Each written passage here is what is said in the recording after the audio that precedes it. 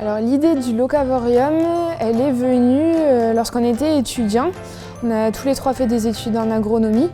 Et en fait, on s'est rendu compte à travers nos études que finalement, l'agriculture, on la critiquait beaucoup, mais qu'elle était énormément conditionnée par notre manière de consommer.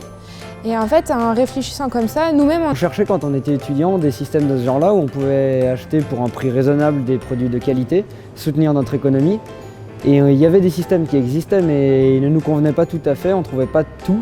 Et finalement, on s'est dit que ça serait bien d'avoir tout dans un seul et même lieu commun, toute l'alimentation locale, puisque chacune des régions françaises est quand même très riche en agriculture. Voilà comment est née cette idée, et finalement on est devenu entrepreneur, alors qu'à la base c'était un besoin en tant que consommateur. Un locavore, comme on pourrait penser qu'un carnivore mange de la viande, un herbivore mange de l'herbe, le locavore mange local. Sachant que le local, après, ça n'a pas une définition stricte. Après, c'est un petit peu propre à chacun de définir ce qu'est son local.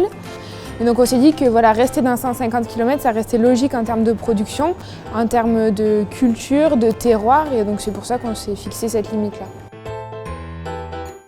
Alors être locavore, pour plusieurs raisons. La première, soutenir l'économie locale. Ça, c'est quelque chose qui nous tient à cœur, de soutenir notre agriculture et de laisser l'argent chez nous. La deuxième, manger de saison. Manger de saison, ça permet d'avoir des produits qui ont du goût. Ça permet de soutenir une agriculture qui est plus durable. Et puis ça permet aussi de connaître nos paysages, de connaître notre région, de savoir ce qu'il s'y produit, ce qu'il s'y fait. Donc locavore, ça permet de soutenir les 3 piliers du développement durable. Donc, par rapport aux critères qui nous ont permis de sélectionner les producteurs. Alors, donc, le premier critère évidemment c'est la localisation, que ça reste dans notre cercle des 150 km. Le deuxième critère c'est point de vue durabilité de l'exploitation. C'est-à-dire que nous, en tant qu'agronomes, on a vraiment envie de soutenir tous ces producteurs qui font des efforts sur leur mode de production, que ce soit pour des productions végétales ou des productions animales. On est du milieu rural, on a fait des études dans le milieu agricole, dans l'agronomie, et on a envie de développer ce milieu agricole qui est beau. Comme on travaille en circuit court, le producteur, lui, n'est pas gourmand, il fixe son prix en fonction de son coût de production. Nous, on a fait l'effort d'avoir des marges les plus faibles possibles.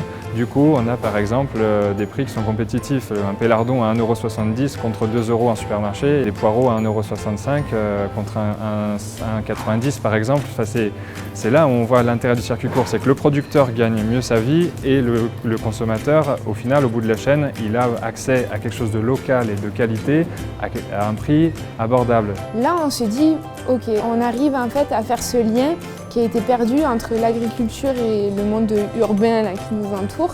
Et c'est dans ça qu'on se sent utile.